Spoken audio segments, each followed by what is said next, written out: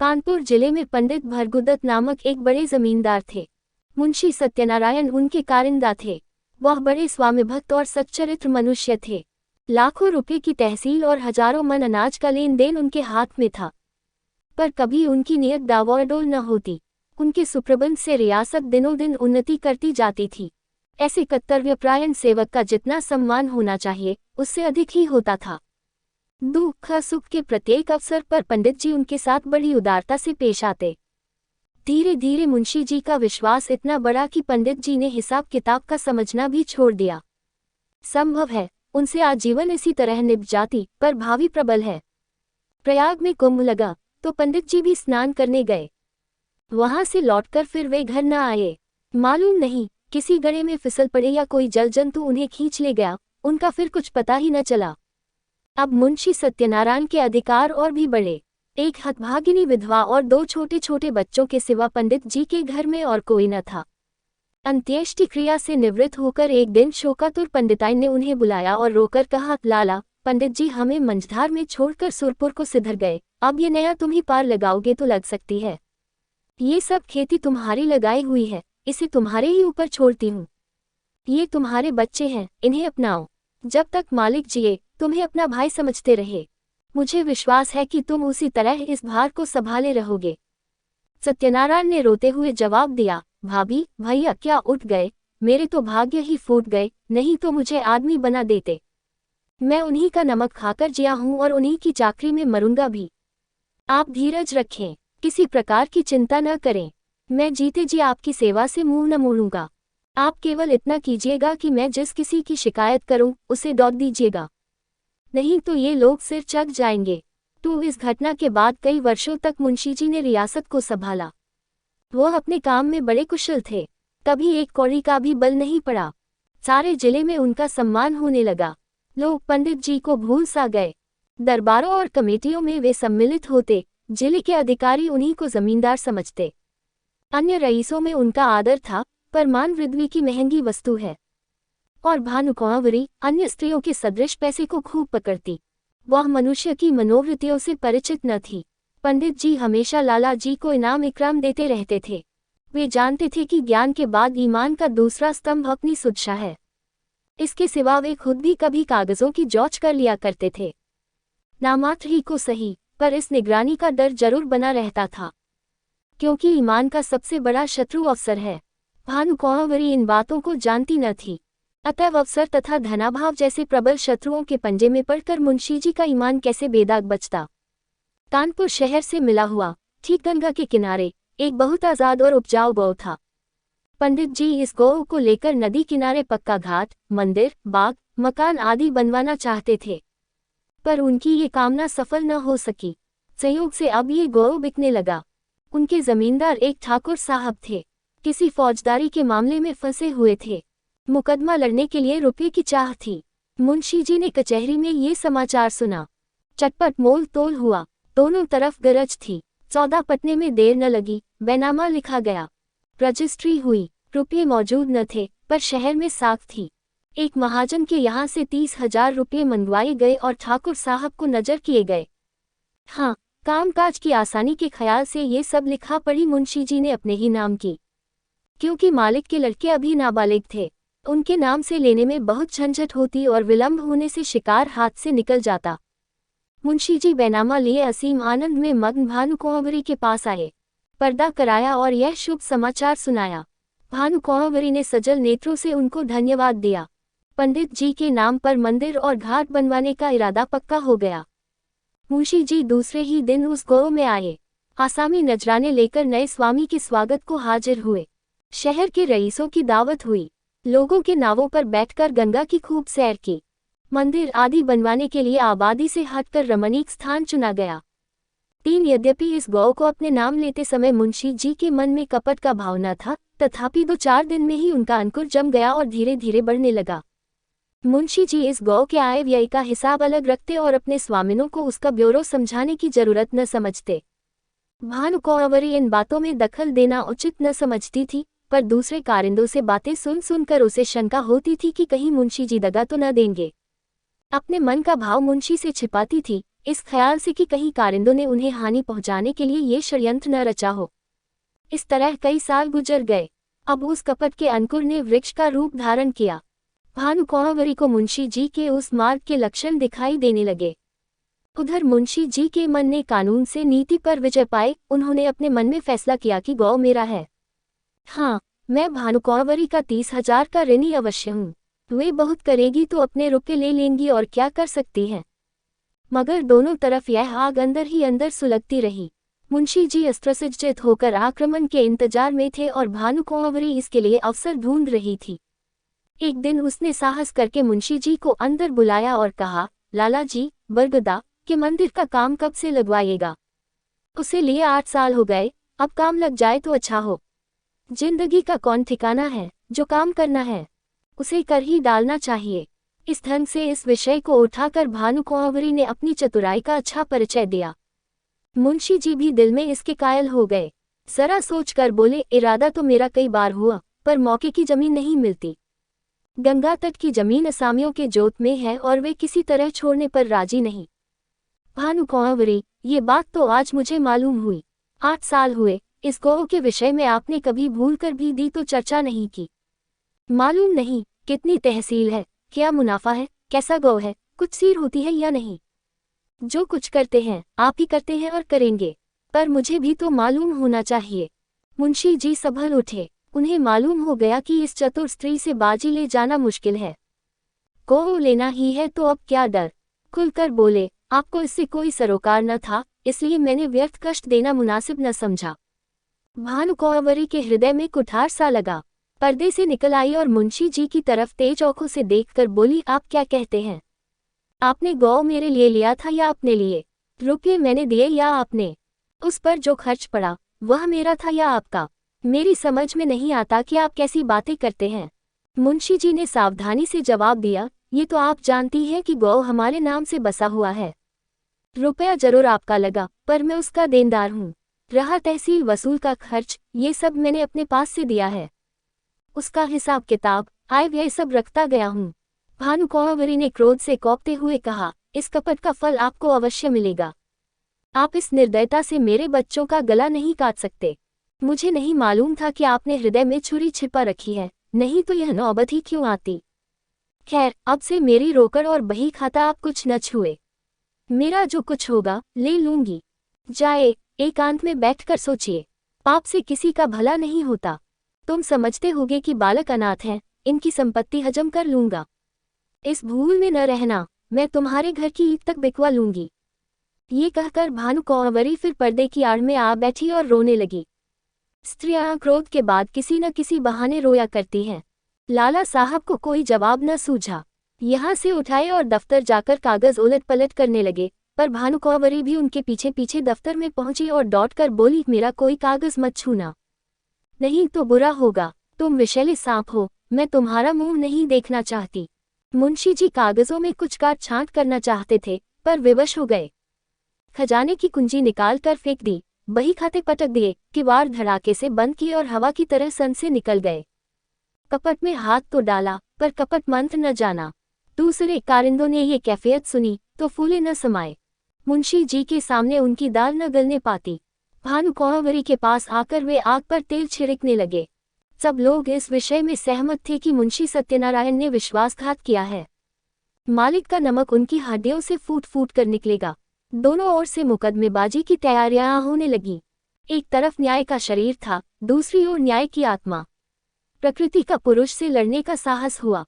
भानुकुँवरी ने लाला छक्कनलाल से पूछा, हमारा वकील कौन है? छक्कनलाल ने इधर उधर झोंक कर कहा, वकील तो सेठ जी हैं, पर सत्यनारायण ने उन्हें पहले गौठ रखा होगा। इस मुकदमे के लिए बड़े होशियार वकील की जरूरत है। मेहरा बाबू की आजकल खूब चल रही है। हाकिम की कलम पकड़ लेते हैं, बोलते हैं तो जैसे मोटर कार छूट जाती है सरकार। और क्या कहें, कई आदमियों को फांसी से उतार लिया है, उनके सामने कोई वकील जबान तो खोल नहीं सकता। सरकार कहे तो वही कर लिए जाया। छक्कनलाल की अत्युक्ति से संदेह पैदा कर लिया। भानुकुँवरी ने कहा, नहीं, पहले सेठ जी से पूछ लिया जाए, उसके बाद देखा जाएगा। आप जाइए, उन्हें बुला लाइए। छक्कनलाल अपनी तकदीर को ठोंकते हुए सेठ जी के पास गए। सेठ जी पंडित भृगुदत्त के जीवन काल से ही उनका कानून संबंधी सब काम किया करते थे। मुकदमे का हाल सुना तो सन्नाटे में आ गए।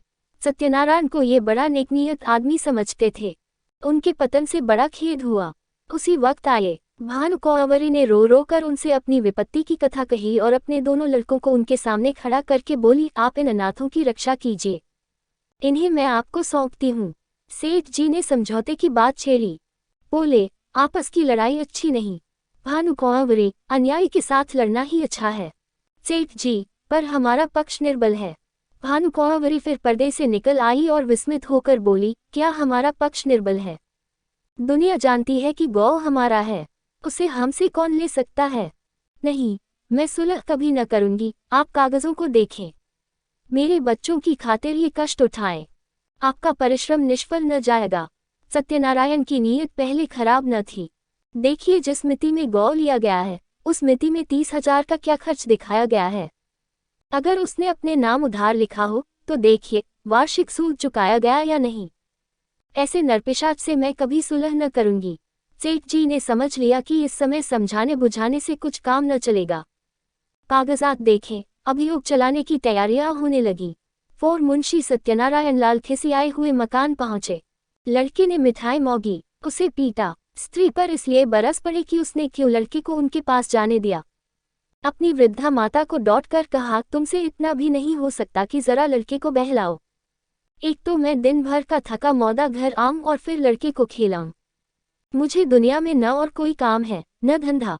इस तरह घर में बावला मचाकर बाहर आए। सोचने लगे, मुझसे बड़ी भूल हुई। मैं कैसा मूर्ख हूँ। और इतने दिन तक सारे कागज पत्र अपने हाथ में थे। चाहता कर सकता था, पर हाथ धरे बैठे रहा। आज सिर पर आ पड़ी तो सूझी। मैं चाहता तो बही खाते सब नए बना सकता था, जिसमें इस गौ का और रुपये का जिक्र ही न होता, पर मेरी मूर्खता के कारण घर में आई हुई लक्ष्मी रुठी जाती है। मुझे क्या मालूम था कि वह चुड़ैल मुझसे इस तरह पेश आएगी, कागजों में हाथ तक न लगाने देगी। इसी उधेड़बुन में मुंशी जी एकाएक उछल पड़े। एक उपाय सूझ गया, क्यों न कार्यकर्ताओं को मिला लूं।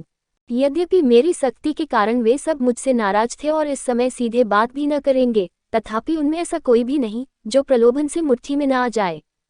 हाँ, इसमें रुपये पानी की तरह बहाना पड़ेगा, पर इतना रुपया आएगा कहाँ से? हाय दुर्भाग्य! तो 4 दिन पहले चेत गया होता तो कोई कठिनाई न पड़ती। क्या जानता था कि वह डाइन इस तरह वज्र प्रहार करेगी। बस अब एक ही उपाय है, किसी तरह कागजात गुम कर दूं। बड़ी जोखिम का काम है, पर करना ही पड़ेगा। दुष्कामनाओं के सामने एक बार सिर झुकाने पर फिर संभलना कठिन हो जाता है। पाप के अथाह दलदल में जहां एक बार पड़े कि फिर प्रतिक्षण नीचे ही चले जाते हैं। मुंशी सत्यनारायण सा विचारशील मनुष्य इस समय इस फिक्र में था कि कैसे सेंध लगा पाऊं। मुंशी जी ने सोचा, क्या सेंध लगाना आसान है? इसके वास्ते कितनी चतुरता, कितना साहब, कितनी बुद्धि, कितनी वीरता चाहिए। कौन कहता है कि चोरी करना आसान काम है? मैं जो कहीं पकड़ा गया तो मरने के सिवा और कोई मार्ग न रहेगा। बहुत सोचने विचारने पर भी मुंशी जी को अपने ऊपर ऐसा दुस्साहस कर सकने का विश्वास न हो सका। हाँ, इसमें सुगम एक दूसरी तदबीर नजर आई, क्यों न दफ्तर में आग लगा दूं। एक बोतल मिट्टी का तेल और दियासलाई की जरूरत है, किसी बदमाश को मिला लूं, मगर यह क्या मालूम कि वही उसी कमरे में रखी है या नहीं। चुड़ैल ने उसे जरूर अपने पास रख लिया होगा। नहीं, आग लगाना गुनाह बेइज्जत होगा। बहुत देर मुंशी जी करवटें बदलते रहे, नए नए मंसूबे सोचते, पर फिर अपने ही तर्कों से काट देते। वर्षाकाल में बादलों की नई नई सूरतें बनती और फिर हवा के वेग से बिगड़ जाती हैं। वही दशा इस समय उनके मंसूबों की हो रही थी। पर इस मानसिक अशांति में भी एक विचार पूर्ण रूप से स्थिर था, किसी तरह इन कागजात को अपने हाथ में लाना चाहिए। काम कठिन है, माना, पर हिम्मत न थी तो रार क्यों मोल ली। क्या 30,000 की जायदाद दाल भात का कौर है? चाहे जिस तरह हो, चोर बने बिना काम नहीं चल सकता। आखिर जो लोग चोरियां करते हैं वे भी तो मनुष्य ही होते हैं। बस एक छलौन का काम है। अगर पार हो गए तो राज करेंगे, गिर पड़े तो जान से हाथ धोएंगे। 5 रात के 10 बज गए। मुंशी सत्यनारायण कुंजियों का एक गुच्छा कमर में दबाए घर से बाहर निकले। द्वार पर थोड़ा सा पुआल रखा हुआ था, उसे देखते ही वे चौंक पड़े। मारे डर की छाती धड़कने लगी। जान पड़ा कि कोई छिपा बैठा है। कदम रुक गए, पुआल की तरफ ध्यान से देखा। उसमें बिल्कुल हरकत न हुई। तब हिम्मत बांधी, आगे बढ़े और मन को समझाने लगे, मैं कैसा बौखल हूँ, अपने द्वार पर किसका डर और सड़क पर भी मुझे किसका डर है। मैं अपनी राह जाता हूँ, कोई मेरी तरफ तिरछी औंख से नहीं देख सकता। हाँ, जब मुझे सेंध लगाते देख ले, नहीं पकड़ ले, तब अलबत्ते डरने की बात है। इस पर भी बचाव की युक्ति निकल सकती है। अकस्मात उन्होंने भानुकुंवरी के एक चपरासी को आते हुए देखा। कलेजा धड़क उठा, लपक कर एक अंधेरी गली में घुस गए। बड़ी देर तक वहां खड़े रहे। जब वह सिपाही आंखों से ओझल हो गया, तब फिर सड़क पर आए। वह सिपाही आज सुबह तक इनका गुलाम था। उसे उन्होंने कितनी ही बार गालियां दी थी, लातें मारी थी, पर आज उसे देखकर उनके प्राण सूख गए। उन्होंने फिर तर्क की शरण ली, मैं मानो भन खाकर आया हूँ। इस चपरासी से इतना डरा मानो कि वह मुझे देख लेता, पर मेरा कर क्या सकता था। हजारों आदमी रास्ता चल रहे हैं, उन्हीं में मैं भी एक हूँ। क्या वह अंतर्यामी है, सबके हृदय का हाल जानता है। मुझे देखकर वह अदब से सलाम करता और वहां का कुछ हाल भी कहता, पर मैं उससे ऐसा डरा कि सूरत तक न दिखाए। इस तरह मन को समझाकर वे आगे बढ़े। सच है, पाप के पंजों में फंसा हुआ मन पतझड़ का पत्ता है, जो हवा के जरा से झोंके से गिर पड़ता है। मुंशी जी बाजार पहुंचे। अधिकतर दुकानें बंद हो चुकी थीं। उनमें सौर और गायें बैठी हुई जुगाली कर रही थी। केवल हलवाइयों की दुकानें खुली थी और कहीं कहीं गजरे वाले हार की हौक लगाते फिरते थे। सब हलवाई मुंशी जी को पहचानते थे, अतएव मुंशी जी ने सिर झुका लिया। कुछ चाल बदली और लपकते हुए चले। एकाएक उन्हें एक बग्घी आती दिखाई दी। ये सेठ बल्लभदास सकील की बग्घी थी। इसमें बैठकर हजारों बार सेठ जी के साथ कचहरी गए थे, पर आज वह बग्घी कालदेव के समान भयंकर मालूम हुई। फौरन एक खाली दुकान पर चढ़ गए। वहां विश्राम करने वाले सौर ने समझा, वे मुझे पदच्युत करने आए हैं। माथा झुकाए फुकारता हुआ उठ बैठा, पर इसी बीच में बग्घी निकल गई और मुंशी जी की जान में जान आई। अब कि उन्होंने तर्क का आश्रय न लिया, समझ गए कि इस समय इससे कोई लाभ नहीं। खैरियत ये हुई कि वकील ने देखा नहीं। यह एक घाघ है, मेरे चेहरे से तार जाता। कुछ विद्वानों का कथन है कि मनुष्य की स्वाभाविक प्रवृत्ति पाप की ओर होती है, पर यह कोरा अनुमान ही अनुमान है, अनुभव सिद्ध बात नहीं। सच बात तो यह है कि मनुष्य स्वभावत पाप भीरू होता है और हम प्रत्यक्ष देख रहे हैं कि पाप से उसे कैसी घृणा होती है। एक फरलांग आगे चलकर मुंशी जी को एक गली मिली। वह भानुकुंवरी के घर का एक रास्ता था। धुंधली सी लालटेन जल रही थी। जैसा मुंशी जी ने अनुमान किया था, पहरेदार का पता न था। अस्तबल में चमारों के यहाँ नाच हो रहा था। कई चमारिनें बनाव सिंगार करके नाच रही थीं। चमार मृदंग बजा बजा कर गाते थे, नाही घरे श्याम घेरी आये बदरा। सोवत रहेऊं सपन एक देखेऊं रामा, खुली गई नींद धड़क गए कजरा। नाही घरे श्याम घेरी आये बदरा। दोनों पहरेदार वही तमाशा देख रहे थे। मुंशी जी दबे पौ लालटेन के पास गए और जिस तरह बिल्ली चूहे पर झपटती है, उसी तरह उन्होंने झपट कर लालटेन को बुझा दिया। एक पड़ाव पूरा हो गया, पर वे उस कार्य को जितना दुष्कर समझते थे उतना न जान पड़ा। हृदय कुछ मजबूत हुआ। दफ्तर के बरामदे में पहुंचे और खूब कान लगाकर आहट ली। चारों ओर सन्नाटा छाया हुआ था, केवल चमारों का कोलाहल सुनाई देता था। इस समय मुंशी जी के दिल में धड़कन थी, पर सिर धमधम कर रहा था। हाथ पांव कांप रहे थे, सांस बड़े वेग से चल रही थी। शरीर का एक एक रोम औख और कान बना हुआ था। वे सजीवता की मूर्ति हो रहे थे। उनमें जितना पौरुष, जितनी चपलता, जितना साहस, जितनी चेतना, जितनी बुद्धि, जितना औसान था, वे सब इस वक्त सजग और सचेत होकर इच्छा शक्ति की सहायता कर रहे थे। दफ्तर के दरवाजे पर वही पुराना ताला लगा हुआ था। इसकी कुंजी आज बहुत तलाश करके वे बाजार से लाए थे। ताला खुल गया, किवाड़ों ने बहुत दबी जबान से प्रतिरोध किया। इस पर किसी ने ध्यान न दिया। मुंशी जी दफ्तर में दाखिल हुए। भीतर चिराग जल रहा था। मुंशी जी को देखकर उसने एक दफे सिर हिलाया, मानो उन्हें भीतर आने से रोका। मुंशी जी के पैर थर थर कांप रहे थे। एड़ियां जमीन से उछली पड़ती थीं। पाप का बोझ उन्हें असह्य था। पल भर में मुंशी जी ने बहियों को उल्टा पलटा। लिखावट उनकी आंखों में तैर रही थी।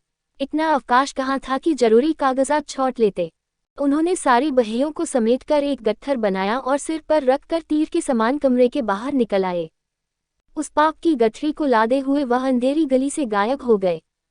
तंग, अंधेरी, दुर्गंधपूर्ण कीचड़ से भरी हुई गलियों में वे नंगे पांव, स्वार्थ, लोभ और कपट का बोझ लिए चले जाते थे। मानो पापमय आत्मा नरक की नालियों में बही चली जाती थी।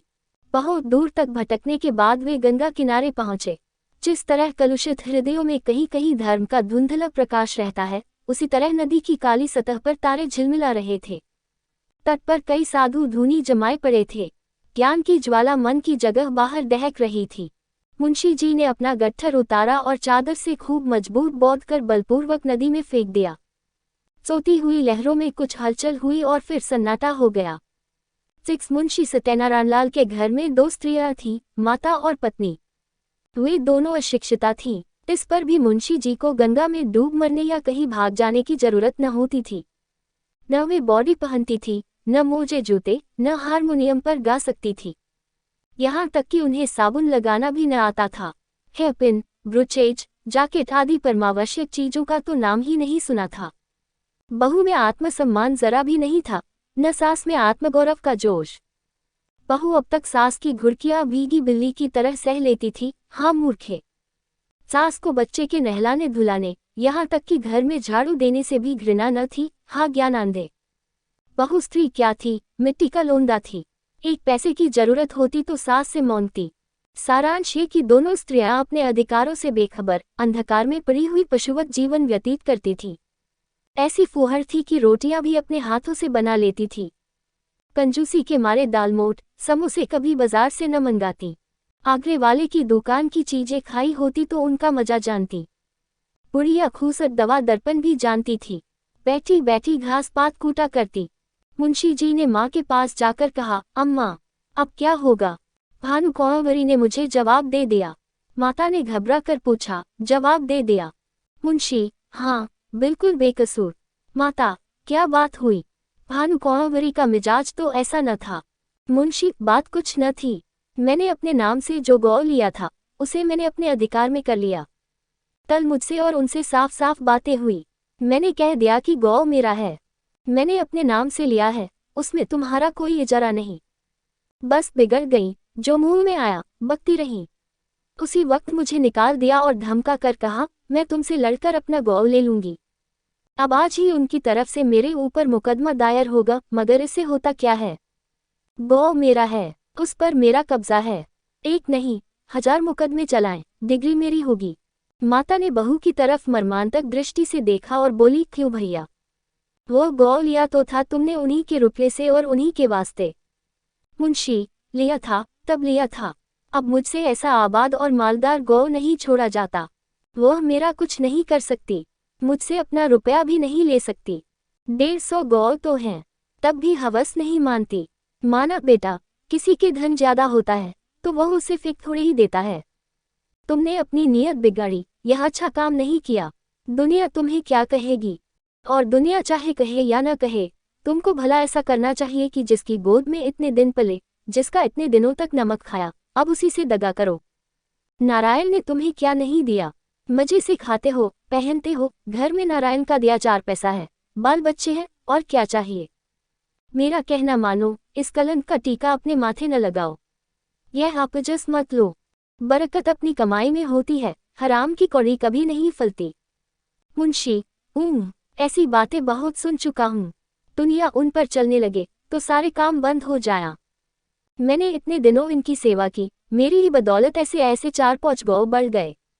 जब तक पंडित जी थे, मेरी नियत का मान था, मुझे औख में धूल डालने की जरूरत न थी, वे आप ही मेरी खातिर कर दिया करते थे। उन्हें मरे 8 साल हो गए, मगर मुसम्मात के 1 बीड़े पान की कसम खाता हूँ। मेरी जात से उनको हजारों रुपये मासिक की बचत होती थी। क्या उनको इतनी भी समझ न थी कि यह बेचारा, जो इतनी ईमानदारी से मेरा काम करता है, इस नफ़े में कुछ उसे भी मिलना चाहिए। ये कह कर न दो, इनाम कह कर दो, किसी तरह दो तो, मगर वे तो समझती थी कि मैंने इसे 20 रुपये महीने पर मोल ले लिया है। मैंने 8 साल तक सब किया, अब क्या इसी 20 रुपये में गुलामी करता रहूं और अपने बच्चों को दूसरों का मुंह ताकने के लिए छोड़ जाऊं? अब मुझे यह अवसर मिला है, इसे क्यों छोड़ूं? जमींदारी की लालसा लिए हुए क्यों मरूं? जब तक जीऊंगा खुद खाऊंगा, मेरे पीछे मेरे बच्चे चैन उड़ाएंगे। माता की आंखों में आंसू भर आए। बोली, बेटा, मैंने तुम्हारे मुंह से ऐसी बातें कभी नहीं सुनी थी, तुम्हें क्या हो गया है? तुम्हारे आगे बाल बच्चे हैं, आग में हाथ न डालो। बहू ने सास की ओर देखकर कहा, हमको ऐसा धन न चाहिए, हम अपनी दाल रोटी में मगन हैं। मुंशी, अच्छी बात है, तुम लोग रोटी दाल खाना, गाड़ा पहनना, मुझे अब हलवे पूरी की इच्छा है। माता, ये अधर्म मुझसे न देखा जाएगा, मैं गंगा में डूब मरूंगी। पत्नी, तुम्हें ये सब कांटा बोना है तो मुझे मायके पहुंचा दो, मैं अपने बच्चों को लेकर इस घर में न रहूंगी। मुंशी ने झुंझला कर कहा, तुम लोगों की बुद्धि तो भौंद खा गई है। लाखों सरकारी नौकर रात दिन दूसरों का गला दबा दबा कर रिश्वतें लेते हैं और चैन करते हैं। न उनके बाल बच्चों ही को कुछ होता है, न उन्हीं को हैजा पकड़ता है। अधर्म उनको क्यों नहीं खा जाता जो मुझी को खा जाएगा। मैंने तो सत्यवादियों को सदा दुख झेलते ही देखा है। मैंने जो कुछ किया है सुख लूटूंगा। तुम्हारे मन में जो आए करो। प्रातःकाल दफ्तर खुला तो कागजात सब गायब थे। मुंशी छक्कनलाल बौखलाए से घर में गए और मालकिन से पूछा, कागजात आपने उठवा लिए हैं? भानुकुँवरी ने कहा, मुझे क्या खबर, जहां आपने रखे होंगे वहीं होंगे। फिर सारे घर में खलबली पड़ गई, पहरेदारों पर मार पड़ने लगी। भानुकुँवरी को तुरंत मुंशी सत्यनारायण पर संदेह हुआ, मगर उनकी समझ में छक्कनलाल की सहायता के बिना ये काम होना असंभव था। पुलिस में रपट हुई, एक ओझा नाम निकालने के लिए बुलाया गया। मौलवी साहब ने कुरफे का। ओझा ने बताया, ये किसी पुराने बैरी का काम है। मौलवी साहब ने फरमाया, किसी घर के भेदिये ने ये हरकत की है। शाम तक ये दौड़ धूप रही। फिर यह सलाह होने लगी कि इन कागजातों के बगैर मुकदमा कैसे चले। पक्ष तो पहले से ही निर्बल था, जो कुछ बल था वह इसी बही खाते का था। अब तो सबूत भी हाथ से गए, दावे में कुछ जान ही न रही। मगर भानुकुँवरी ने कहा, बला से हार जाएंगे। हमारी चीज कोई छीन ले तो हमारा धर्म है कि उससे यथाशक्ति लड़ें, हार कर बैठना कायरों का काम है। सेठ जी वकील को इस दुर्घटना का समाचार मिला तो उन्होंने भी यही कहा कि अब दावे में जरा भी जान नहीं है, केवल अनुमान और तर्क का भरोसा है। अदालत ने माना तो माना, नहीं तो हार माननी पड़ेगी। पर भानुकुँवरी ने एक न मानी। लखनऊ और इलाहाबाद से 2 होशियार बैरिस्टर बुलाए। मुकदमा शुरू हो गया। सारे शहर में इस मुकदमे की धूम थी। कितने ही रईसों को भानुकुँवरी ने साथी बनाया था। मुकदमा शुरू होने के समय हजारों आदमियों की भीड़ हो जाती थी। लोगों के इस खिंचाव का मुख्य कारण ये था कि भानुकुँवरी एक पर्दे की आड़ में बैठी हुई अदालत की कार्रवाई देखा करती थी, क्योंकि उसे अब अपने नौकरों पर जरा भी विश्वास न था। वादी बैरिस्टर ने एक बड़ी मार्मिक वक्तृता दी। उसने सत्यनारायण की पूर्वावस्था का खूब अच्छा चित्र खींचा। उसने दिखलाया कि वे कैसे स्वामिभक्त, कैसे कार्यकुशल, कैसे कर्मशील थे, और स्वर्गवासी पंडित भृगुदत्त का उस पर पूर्ण विश्वास हो जाना किस तरह स्वाभाविक था। इसके बाद उसने सिद्ध किया कि मुंशी सत्यनारायण की आर्थिक व्यवस्था कभी ऐसी न थी कि वे इतना धन संचय करते।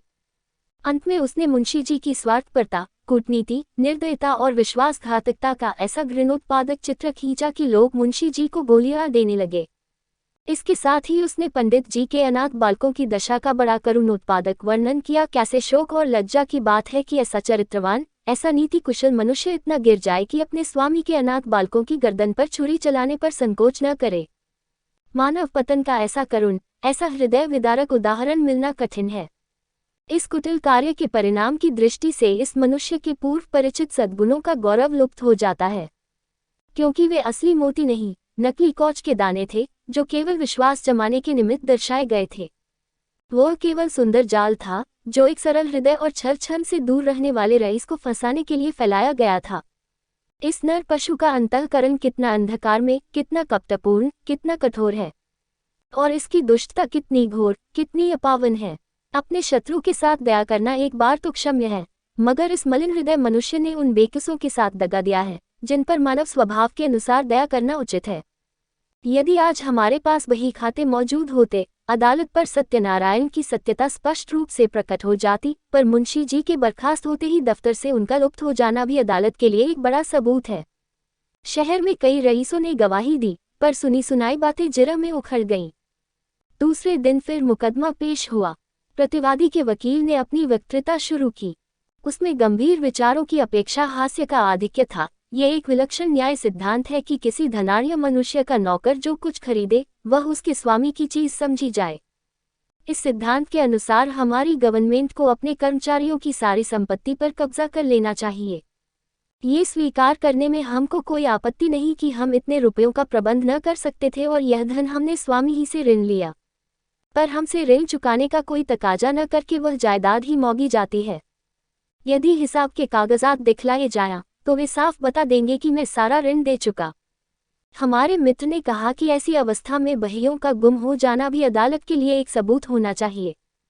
मैं भी उनकी युक्ति का समर्थन करता हूँ। यदि मैं आपसे ऋण लेकर अपना विवाह करूं तो क्या मुझसे मेरी नवविवाहित वधू को छीन लेंगे? हमारे सुयोग मित्र ने हमारे ऊपर अनाथों के साथ दगा करने का दोष लगाया है। अगर मुंशी सत्यनारायण की नीयत खराब होती तो उनके लिए सबसे अच्छा अवसर वह था जब पंडित भरगुदत का स्वर्गवास हुआ था। इतने विलंब की क्या जरूरत थी? यदि आप शेर को फंसाकर उसके बच्चे को उसी वक्त नहीं पकड़ लेते, उसे बढ़ने और सबल होने का अवसर देते हैं, तो मैं आपको बुद्धिमान न कहूँगा। यथार्थ बात यह है कि मुंशी सत्यनारायण ने नमक का जो कुछ हक था वह पूरा कर दिया। 8 वर्ष तक तन मन से स्वामी की संतान की सेवा की।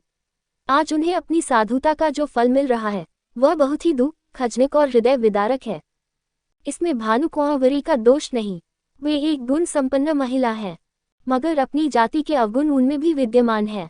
ईमानदार मनुष्य स्वभावत स्पष्टभाषी होता है, उसे अपनी बातों में नमक मिर्च लगाने की जरूरत नहीं होती। यही कारण है कि मुंशी जी के मृदुभाषी मातहतों को उन पर आक्षेप करने का मौका मिल गया। इस दावे की जड़ केवल इतनी ही है और कुछ नहीं। भानु कुंवरी यहाँ उपस्थित हैं। क्या वे कह सकती हैं कि इस 8 वर्ष की मुद्दत में कभी इस गौ का जिक्र उनके सामने आया? कभी उसके हानि लाभ, आय व्यय, लेन देन की चर्चा उनसे की गई? मान लीजिए कि मैं गवर्नमेंट का मुलाजिम हूँ। यदि मैं आज दफ्तर में आकर अपनी पत्नी के आय व्यय और अपने टहलुओं के टैक्सों का पचड़ा गाने लगूं, तो शायद मुझे शीघ्र ही अपने पद से पृथक होना पड़े और संभव है कुछ दिनों तक बरेली की अतिथिशाला में भी रखा जाऊं। जिस गौ से भानु कुंवरी का सरोवर न था, उसकी चर्चा उनसे क्यों की जाती? इसके बाद बहुत से गवाह पेश हुए, जिनमें अधिकांश आसपास के देहातों के जमींदार थे। उन्होंने बयान किया कि हमने मुंशी सत्यनारायण असामियों को अपनी दस्तखती रसीदें और अपने नाम से खजाने में रुपया दाखिल करते देखा है। इतने में संध्या हो गई। अदालत ने 1 सप्ताह में फैसला सुनाने का हुक्म दिया। 7 सत्यनारायण को अब अपनी जीत में कोई संदेह न था। वादी पक्ष के गवाह भी उखड़ गए थे और बहस भी सबूत से खाली थी। अब इनकी गिनती भी जमींदारों में होगी और संभव है ये कुछ दिनों में रईस कहलाने लगेंगे। पर किसी न किसी कारण से अब शहर के गणमान्य पुरुषों से औखे मिलाते शर्माते थे। उन्हें देखते ही उनका सिर नीचा हो जाता था। वह मन में डरते थे कि वे लोग कहीं इस विषय पर कुछ पूछताछ न कर बैठें। वह बाजार में निकलते तो दुकानदारों में कुछ कानाफूसी होने लगती और लोग उन्हें तिरछी दृष्टि से देखने लगते। अब तक लोग उन्हें विवेकशील और सच्चरित्र मनुष्य समझते। शहर के धनी मानी उन्हें इज्जत की निगाह से देखते और उनका बड़ा आदर करते थे। यद्यपि मुंशी जी को अब तक इनसे टेढ़ी तिरछी सुनने का संयोग न पड़ा था, तथापि उनका मन कहता था कि सच्ची बात किसी से छिपी नहीं है। चाहे अदालत से उनकी जीत हो जाए, पर उनकी साख अब जाती रही। अब उन्हें लोग स्वार्थी, कपटी और दगाबाज समझेंगे। दूसरों की बात तो अलग रही, स्वयं उनके घरवाले उनकी उपेक्षा करते थे। बूढ़ी माता ने 3 दिन से मुंह में पानी नहीं डाला। स्त्री बार बार हाथ जोड़कर कहती थी कि अपने प्यारे बालकों पर दया करो। बुरे काम का फल कभी अच्छा नहीं होता, नहीं तो पहले मुझी को विष खिला दो। जिस दिन फैसला सुनाया जाने वाला था, प्रातःकाल एक कुंजरिन तरकारियां लेकर आई और मुंशियाइन से बोली, बहू जी, हमने बाजार में एक बात सुनी है, बुरा न मानो तो कहूँ। जिसको देखो उसके मुंह से यही बात निकलती है कि लाला बाबू ने जालसाजी से पंडिताइन का कोई हल्का ले लिया। हमें तो इस पर यकीन नहीं आता। लाला बाबू ने न संभाला होता तो अब तक पंडिताइन का कहीं पता न लगता। एक अंगुल जमीन न बचती। इन्हीं में एक सरदार था कि सबको संभाल लिया, तो क्या अब उन्हीं के साथ बदी करेंगे? अरे बहू, कोई कुछ साथ लाया है कि ले जाएगा? यही नेक बदी रह जाती है। बुरे का फल बुरा होता है। आदमी न देखे पर अल्लाह सब कुछ देखता है। बहू जी पर घड़ों पानी पड़ गया। जी चाहता था कि धरती फट जाती तो उसमें समा जाती। स्त्रियां स्वभावत लज्जावती होती हैं, उनमें आत्माभिमान की मात्रा अधिक होती है। निंदा अपमान उनसे सहन नहीं हो सकता है। सिर झुकाए हुए बोली, बुआ, मैं इन बातों को क्या जानूं? मैंने तो आज ही तुम्हारे मुंह से सुनी है। कौन सी तरकारियां हैं? मुंशी सत्यनारायण अपने कमरे में लेटे हुए कुंजरिन की बातें सुन रहे थे। उसके चले जाने के बाद आकर स्त्री से पूछने लगे, ये शैतान की खाला क्या कह रही थी। स्त्री ने पति की ओर से मुंह फेर लिया और जमीन की ओर ताकते हुए बोली, क्या तुमने नहीं सुना? तुम्हारा गुणगान कर रही थी।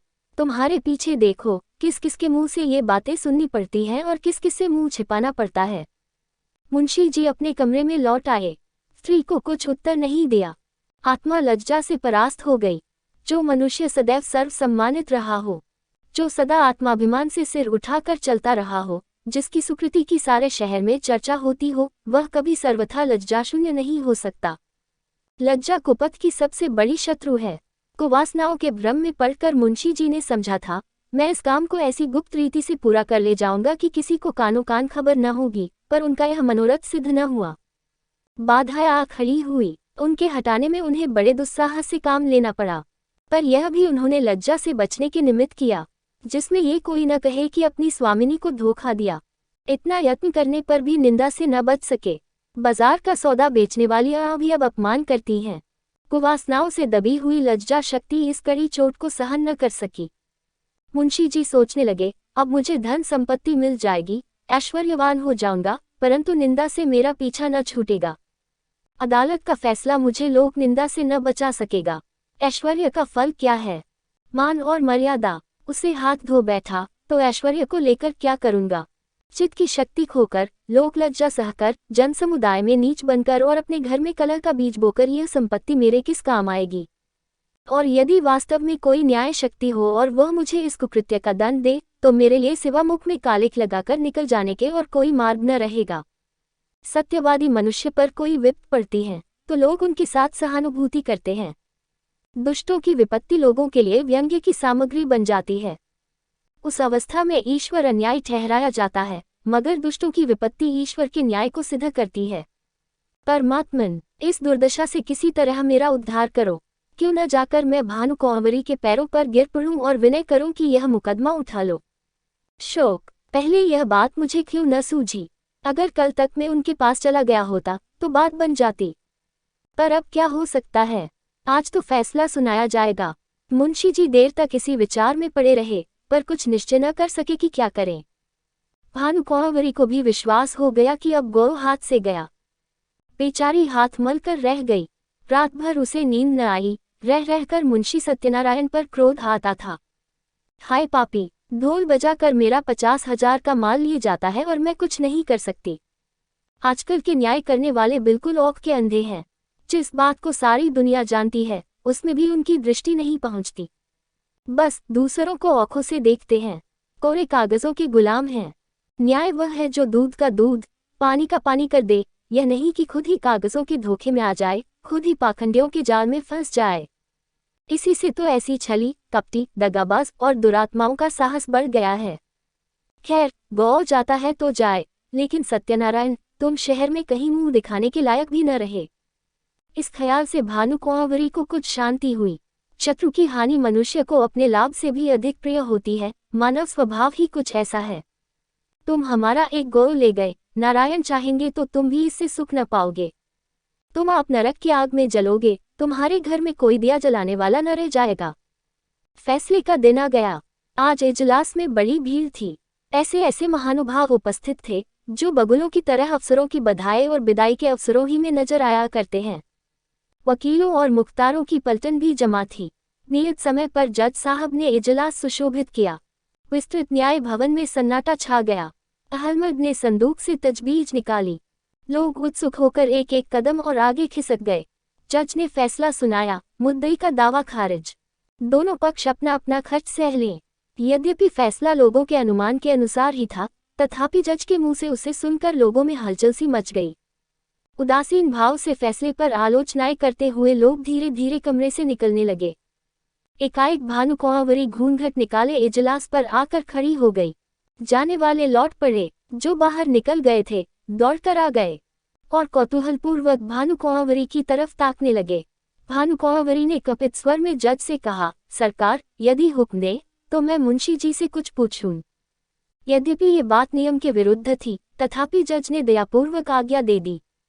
तब भानुकुंवरी ने सत्यनारायण की तरफ देखकर कहा, लाला जी, सरकार ने तुम्हारी डिग्री तो कर ही दी। गौ तुम्हें मुबारक रहे। मगर ईमान आदमी का सब कुछ है। ईमान से कह दो, गौ किसका है? हजारों आदमी यह प्रश्न सुनकर कौतूहल से सत्यनारायण की तरफ देखने लगे। मुंशी जी विचार सागर में डूब गए। हृदय में संकल्प और विकल्प में घोर संग्राम होने लगा। हजारों मनुष्यों की आंखें उनकी तरफ जमी हुई थी। यथार्थ बात अब किसी से छिपी न थी। इतने आदमियों के सामने असत्य बात मुंह से निकल न सकी। लज्जा से जबान बंद कर ली। मेरा कहने में काम बनता था, कोई बात न थी, किंतु घोरतम पाप का दंड समाज दे सकता है, उसके मिलने का पूरा भय था। आपका कहने से काम बिगड़ता था। जीती जिताई बाजी हाथ से निकली जाती थी। सर्वोत्कृष्ट काम के लिए समाज से जो इनाम मिल सकता है, उसके मिलने की पूरी आशा थी। आशा के भय को जीत लिया। उन्हें ऐसा प्रतीत हुआ जैसे ईश्वर ने मुझे अपना मुख उज्ज्वल करने का यह अंतिम अवसर दिया है। मैं अब भी मानव सम्मान का पात्र बन सकता हूँ, अब अपनी आत्मा की रक्षा कर सकता हूँ। उन्होंने आगे बढ़कर भानुकुँवरी को प्रणाम किया और कौपते हुए स्वर से बोले, आपका। हजारों मनुष्यों के मुंह से एक गगनस्पर्शी ध्वनि निकली, सत्य की जय।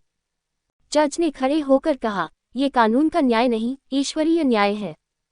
इसे कथा न समझिएगा, ये सच्ची घटना है। भानुकुँवरी और सत्यनारायण अब भी जीवित हैं। मुंशी जी के इस नैतिक साहस पर लोग मुग्ध हो गए। मानवीय न्याय पर ईश्वरीय न्याय ने जो विलक्षण विजय पाई, उसकी चर्चा शहर भर में महीनों रही।